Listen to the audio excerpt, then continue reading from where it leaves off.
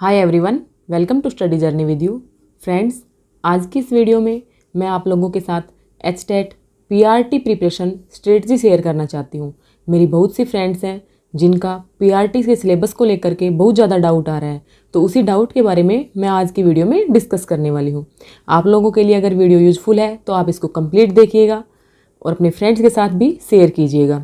आपको मेरी एचटेट की जो वीडियो सीरीज चल रही है वो अच्छी लग रही है तो आप लोग चैनल को सब्सक्राइब जरूर कर लें एंड अपने दोस्तों के साथ भी शेयर करें ताकि और भी लोगों की हेल्प हो सके। फ्रेंड्स, जैसा कि आप लोग जानते हैं हमारा जो पेपर होता है एचटेट का वो 150 मार्क्स का होता है। 150 में जो हमारे 90 मार्क्स आते हैं वो हमारे कॉमन पोर्शन से आते हैं। तो कॉमन पोर्शन के लिए स्ट्रेटजी तो मैं आप लोगों के साथ डिस्कस कर चुकी हूँ, जो कि पीआरटी, टीजीटी एंड पीजीटी तीनों लेवल के लिए सेम रहने वाली है।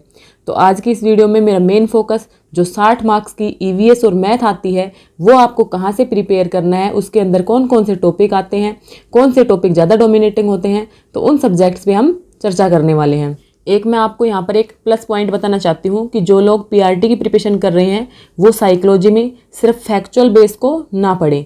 मैंने आप लोगों को टीजीटी और पीजीटी के लिए बताया है कि आप लोग फैक्चुअल पे ज़्यादा फोकस कीजिए, पेडागोजी पे फोकस मत कीजिए। लेकिन पीआरटी के लिए अपोजिट हो जाता है, क्योंकि आप लोग जानते हैं पीआरटी यानी जो लोग जेबीटी और डीएलएड कर चुके होते हैं उनको 1 to 5th क्लासेस को पढ़ाना होता है, छोटे बच्चों को हैंडल करना होता है। तो वहाँ पर जो पेडागोजी के जो क्वेश्चन हैं वो ज़्यादा पूछे जाते हैं।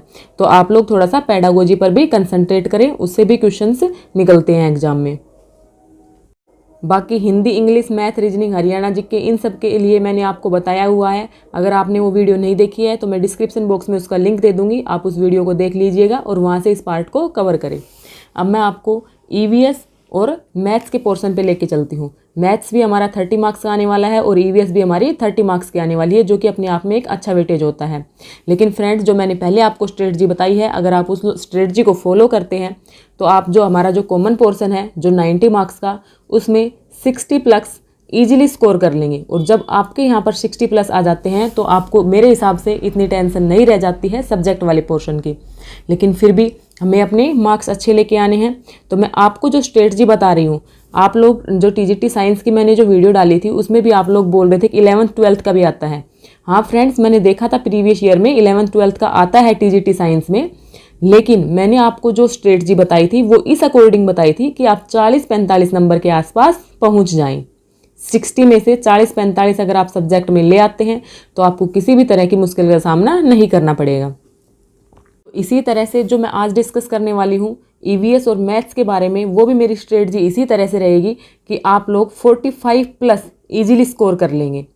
और अभी आपके पास अच्छा खासा टाइम बचा हुआ है, 1 महीना आपके पास बचा हुआ है जिसके अंदर आप लोग प्रिपरेशन कर सकते हैं। और उसके बाद जो बाकी बचे हुए दिन हैं उसमें आप लोग अपनी जो प्रीवियस ईयर हैं उनको लगा सकते हैं, मॉक टेस्ट लगा सकते हैं और अपना रिवीजन कर सकते हैं। अगर आप लोग अपने टाइम को सही तरह से एक स्ट्रेटजी के साथ अपने टाइम को मैनेज करेंगे तो आप लोगों का एचटेट ईजिली कवर हो जाएगा। तो चलिए फ्रेंड्स, अब हम बातें करते हैं ईवीएस के बारे में। जो ईवीएस का जो पोर्शन आता है, मैंने प्रीवियस ईयर को एनालिसिस किया है और उसके हिसाब से मैं इस कंक्लूजन पर पहुंची हूँ कि जो ईवीएस है उसमें नाम तो सिर्फ होता है 5th क्लास तक के टीचर का, लेकिन वहाँ पे जो क्वेश्चन पुटअप हुए हैं वो 8th क्लास तक के सिलेबस से हुए हैं। क्लास 3rd to 5th आप लोगों को ईवीएस करनी है, क्लास 6 to 8th आप लोगों को साइंस करनी है, क्लास 6 to 8th आपको ज्योग्राफी भी करनी है। आप लोग सोच रहे होंगे कि ये सब क्या है, ईवीएस भी, साइंस भी, ज्योग्राफी भी। तो फ्रेंड्स, आप लोग जानते हैं कि जो हमारा ईवीएस का जो पोर्शन होता है उसके अंदर हमारी एसएस भी इंक्लूड होती है और साइंस भी इंक्लूड होती है। तो आप लोगों को 3rd क्लास से लेके 5th क्लास तक की एनसीईआरटी, यहाँ पर मैं एस चांद की बुक को सजेस्ट नहीं कर रही हूँ क्योंकि आपके पेपर का जो लेवल आता है वो एनसीईआरटी से इजीली कवर हो जाएगा। तो आप लोग 6ठी क्लास से लेके 8वीं क्लास तक 3 एनसीईआरटी बनती है हमारी, और 6ठी क्लास से 8वीं क्लास तक ज्योग्राफी की भी 3 एनसीईआरटी बनती है। तो इस तरह से आपके पास टोटल एनसीईआरटी की बुक्स 9 बुक बन जाती हैं, जो कि मुझे लगता है कि अगर आप लोगों के पास टाइम है तो ही आप कवर कर पाएंगे। अगर आप लोगों के पास टाइम नहीं है तो आप इतने कम टाइम में इनको कवर नहीं कर पाएंगे। तो अब मैं आप लोगों को कुछ इंपॉर्टेंट टॉपिक्स बताती हूँ जो कि आपको करने ज़रूरी ही हैं। वीडियो को लास्ट तक देखिएगा। लास्ट में मैं आप लोगों को कुछ यूट्यूब चैनल भी सजेस्ट करूँगी जिनकी हेल्प से आपका सिलेबस ईजिली कवर हो जाएगा। अब हम बात करते हैं कुछ इंपॉर्टेंट टॉपिक्स के बारे में। तो हमारे फर्स्ट टॉपिक जो है वो ग्रीन हाउस इफ़ेक्ट, जो ग्रीन हाउस प्रभाव होता है हमारा, उसको हमें अच्छे से पढ़ना है कि ग्रीन हाउस इफ़ेक्ट के लिए कौन सी गैसेज रेस्पॉन्सिबल है और ग्रीन हाउस इफ़ेक्ट को किस तरह से कम किया जा सकता है। और उसके साथ साथ ही ग्रीन हाउस के साथ साथ ही आपको एक टॉपिक जुड़ा हुआ मिलता है ग्लोबल वार्मिंग का, वो भी आप लोगों को अच्छे से क्लियर करना है। नेक्स्ट टॉपिक बायोडाइवर्सिटी, जैव विविधता, पारिस्थितिक तंत्र, ये सब जो डेफिनेशन होती हैं इकोसिस्टम की, ये डेफिनेशन आप लोगों को अच्छे से देखनी है। उसके बाद नेक्स्ट टॉपिक हमारा आ जाता है सोइल्स। बायोडाइवर्सिटी में आप लोग जलमंडल, वायुमंडल, स्थलमंडल, जैवमंडल जो कि इकोसिस्टम से जुड़ा हुआ है, इन टॉपिक्स को भी अच्छे से कवर कर लें। सोइल्स जो होती है मिट्टियाँ, कि कौन सी मिट्टी किस फसल के लिए उपयोगी होती है, जैसे कि जो काली मिट्टी होती है वो कपास के लिए उपयोगी होती है, कहाँ पर वो मिलती है, तो ये सब चीज़ें आपको देखनी है। Next topic vitamins. विटामिन से 100% एग्जाम में क्वेश्चन आता है कि vitamin A, B, C, D, E, F के जो भी हमारे विटामिन्स होते हैं उनके साइंटिफिक नेम क्या होते हैं या उनकी कमी से कौन से रोग होते हैं। जैसे कि विटामिन ए की कमी से रतौंधी रोग होता है, विटामिन बी की कमी से बेरी रोग होता है, विटामिन सी की कमी से सकरवी रोग होता है, विटामिन डी की कमी से रिकेट्स रोग होता है। तो इस तरह से आप जो डिजीज होती हैं उनको देख लीजिएगा। देन उसके बाद हम नेक्स्ट टॉपिक पे चलते हैं, घास के मैदान। घास के मैदान में आप लोग देखिए जो पंपास है, प्रेरीज है, कंपोज वगैरह जो घास के मैदान है वो कहाँ पर मिलते हैं। नेक्स्ट हमारा मानव नेत्र। मानव नेत्र की बनावट, रेटिना वगैरह जो भी उसमें सेल्स वगैरह होती हैं उनको देख लीजिए थोड़ा सा। इसको तो बिल्कुल लाइट देख लीजिए, लेकिन जो दूरदृष्टि दोष है, निकट दृष्टि दोष है, उनको देख लीजिए कि दूरदृष्टि दोष में हमें दूर का दिखाई नहीं देता या निकट का दिखाई नहीं देता। इस तरह से इन जो दोष है इनको आप तैयार कर लीजिए और इनके उपचार के लिए कौन से लेंस का प्रयोग किया जाता है ये भी आप लोग ज़रूर देख लेना। नेक्स्ट हमारा जो डिजीज होती हैं, जैसे कि एड्स होता है, वो वायरस जनित रोग है या बैक्टीरिया से होने वाला रोग है, इस तरह के क्वेश्चन एग्जाम में पूछे जाते हैं। नेक्स्ट जो गैसेज होती हैं, oxygen, carbon dioxide, argon, nitrogen, ये सब एटमॉस्फेयर में कितने % मिलती हैं और इनसे होने वाले फ़ायदे और नुकसान क्या क्या होते हैं। नेक्स्ट जो हमारा टॉपिक आता है फूड चेन, फूड वेब। जैसे कि घास है, घास को सबसे पहले डियर खाता है, हिरन के बाद उसको लोइन खा जाता है। तो इस तरह से जो हमारी फूड चेन चलती रहती है उसके अंदर एनर्जी भी ट्रांसफ़र होती है। जो एनर्जी ट्रांसफ़र का जो फॉर्मूला होता है 10% कुछ करके होता है, तो वो फॉर्मूला भी आप लोग देख लीजिए। उस फॉर्मूले से भी एग्जाम में क्वेश्चन पूछे हुए हैं प्रीवियस ईयर में। टॉपिक हमारा आ जाता है प्राकृतिक संसाधन, नेचुरल रिसोर्सेज। नेचुरल रिसोर्सेज आप लोग जानते हैं, कोयला, पेट्रोलियम, CNG, इन सब से हमारे एग्जाम में क्वेश्चन बनते हैं। Renewable source, non renewable source, इनसे भी एग्जाम में क्वेश्चन बनते हैं। ये जो 8th क्लास में ये चैप्टर अच्छे से दिया हुआ है, तो आप लोग इस चैप्टर को अच्छे से देखना। Next plant kingdom, Thallophyta, bryophyta, algae, ये जो सब चीज़ें होती हैं ये भी EVS में पढ़ना ज़रूरी होती है। नेक्स्ट टॉपिक हमारा जाता है न्यूट्रिशन, ऑटोट्रोफिक, हेट्रोट्रोफिक, ये सब भी आपको अच्छे से देखना है। नेक्स्ट हमारा टॉपिक आ जाता है सौरमंडल। ये भी तो आपको मोस्ट इम्पोर्टेंट टॉपिक है सौरमंडल। तो जैसे कि सबसे पास ग्रह कौन सा है, बुध ग्रह, मरकरी। हमारे जितने भी ग्रह होते हैं, मरकरी, वीनस, अर्थ, मार्स, इनके कितने सैटेलाइट होते हैं, ये सब चीज़ें आपको देखनी है। कौन सा बड़ा ग्रह होता है, किस ग्रह को लाल ग्रह कहते हैं, किस ग्रह को हरा ग्रह कहा जाता है, किसको नीला ग्रह कहा जाता है, ये सब क्वेश्चन आपको अच्छे से देखने हैं। इसके साथ साथ आपको उल्का पिंड, ये सब टॉपिक्स भी देखने होते हैं। नेक्स्ट हमारा टॉपिक आता है वन्यजीव अभ्यारण्य एंड राष्ट्रीय पार्क। ये भी आप लोगों के लिए मोस्ट इम्पोर्टेंट टॉपिक है।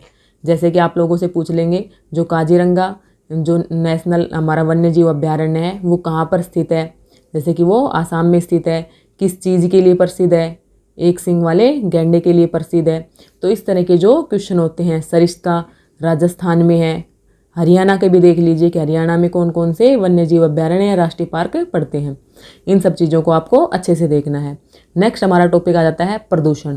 प्रदूषण आप लोग जानते हैं, वाटर पोल्यूशन, एयर पोल्यूशन और हमारा साउंड नॉइज़ पोल्यूशन, तो आप लोग इन सबको अच्छे से देख लेना कि इन सब से होने वाली बीमारियां क्या क्या हैं, किस तरह से ये फैलते हैं। जैसे कि जल प्रदूषण से हमारा हैजा फैलता है, इस तरह से आप लोग देख लेना। डिजीज वाला पार्ट बताया है, उसके अंदर आप लोग ऐसे भी देख लेना क्वेश्चन को, जो BCG का टिक्का है वो किसके लिए लगाया जाता है। जो भी बीमारियों से जो संबंधित जो क्वेश्चन होते हैं वो भी आपको अच्छे से देखने हैं। तो ये सब तो मैंने आपके साथ डिस्कस किया है EVS का सिलेबस। EVS के सिलेबस में मैंने जो आपको ये टॉपिक बताए हैं, अगर आप इन टॉपिक्स को अच्छे से करते हैं, सबसे पहले तो मैं आपको कोई भी यूट्यूब चैनल ना बता करके ये सजेस्ट करूँगी कि आप टॉपिक डालिए। जैसे कि हमें पढ़ना है ग्रीन हाउस इफेक्ट, तो आप यूट्यूब पे एक ऐसा प्लेटफॉर्म है जहाँ पर आपको सब कुछ मिलता है। आपने डाला green house effect, green house effect जैसे ही आप डालेंगे आपके सामने बहुत सारे ऑप्शन खुल जाते हैं। आप लोग पढ़ करके देखिएगा, जो आपको बेस्ट लगे आप उससे कीजिए। फ्रेंड्स, मैंने जो आपको ये टॉपिक बताए हैं ना, आप कभी सोच रहे हो कि ये कंप्लीट सिलेबस है, तो ये कंप्लीट सिलेबस नहीं है। ये सिर्फ इतने टॉपिक्स हैं, इतना सिलेबस है जिससे कि आपके जो मार्क्स हैं वो 45+ आ जाएंगे अगर आप इन टॉपिक्स को अच्छे से कर लेते हो। अगर आप NCERT पढ़ लेते हो, जो मैंने आपको नो NCERT बताए हैं, तो मैं आपकी गारंटी लेती हूँ कि आप इजीली 50+ स्कोर कर जाएंगे। अगर फिर भी आप लोग चाहते हैं कि मैं आपको एक यूट्यूब चैनल बताऊं, तो मैंने काफ़ी जो चैनल्स थे उन पे मटेरियल को देखा है, लेकिन मुझे कोई इतना अच्छे से समझ में नहीं आया। एक चैनल है सुमित भारद्वाज क्लासेज, जिसमें मैंने देखा कि जो टॉपिक वाइज जो भी आपका जो सिलेबस है वो अच्छे से दिया हुआ है, तो आप इस चैनल को फॉलो कर सकते हैं। ये कोई भी पेड प्रमोशन नहीं है, मैं सिर्फ अपने मतलब माइंड ऑफ प्रेजेंस से आपको बता रही हूँ। मैथमेटिक्स के सिलेबस पे कहने को तो ये सिर्फ PRT का सिलेबस है। जो भी PRT का जो मैथमेटिक्स का जो सिलेबस है, उसके अंदर आपको छठी से लेके 8वीं तक का मैथ करना पड़ेगा। सिर्फ बोलने को ही प्राइमरी टीचर है, लेकिन जो सिलेबस है वो अच्छा खासा HTET में पूछा जाता है।